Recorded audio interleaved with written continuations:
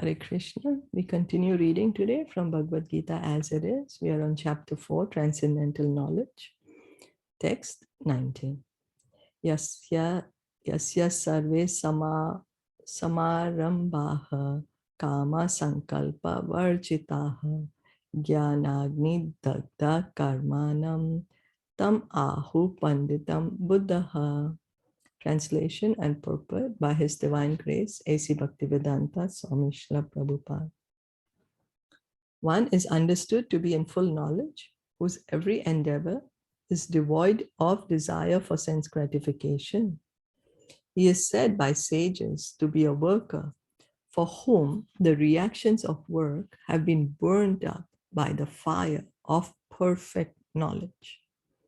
So here Krishna is explaining to Arjuna, what do you mean by saying full knowledge? How does a person in full knowledge act?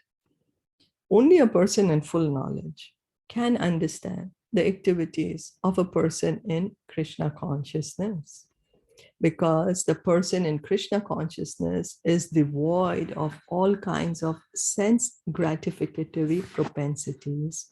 It is to be understood that he has burned up the reactions of his work by perfect knowledge of what?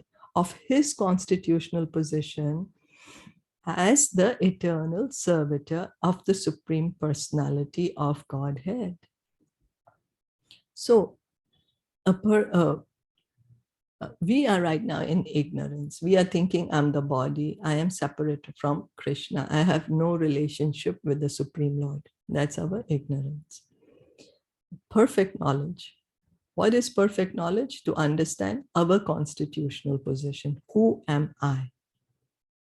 Who is God? And what is my relationship with God?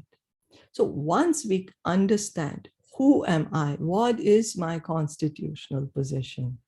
Oh, I am a part and parcel of the Supreme Lord. I'm an eternal servitor of the Lord. Once one has completely understood it, then he acts on that platform. He does not act on the platform of the body.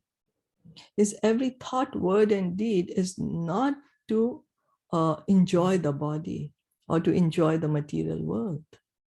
But he is perfectly situated in his position, as his constitutional position. So his every thought, word, and deed is performed for the pleasure of Krishna. And that is Krishna consciousness. And that is the original position of every soul. Every soul is originally Krishna conscious. We just have to revive it. We have forgotten it. That is our true position. He has actually learned who has attained to such perfection of knowledge. So once one has understood this knowledge, once one has realized this knowledge, once one is situated on the platform of this knowledge, then he's called learned. Development of this knowledge of eternal servitorship to the Lord is compared to fire. Such a fire, once kindled, can burn up all kinds of reactions to work. So when one is completely understood, I'm not this body, I'm an eternal servant of the Lord, and he's acting in that way, then of course he has no karma. He does not identify himself with the body. He's not bound anymore to this material world then. And he's not going to get any more reactions, because he is going to just act in Krishna consciousness for the pleasure of Krishna. He's not going to act for his own sense pleasure. So he has no further reactions, and all his past reactions are burnt up.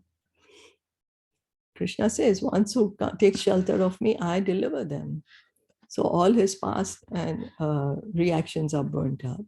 And then he does not have any future reaction. So he's liberated. So Krishna consciousness is the stage of liberation.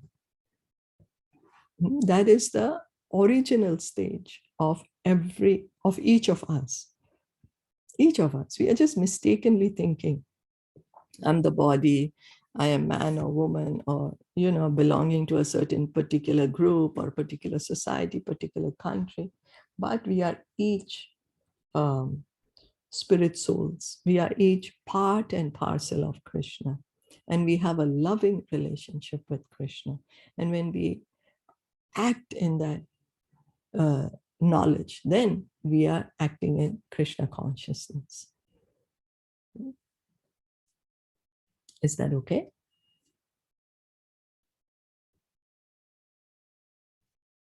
Any questions or comments? Or anyone wanted to add anything?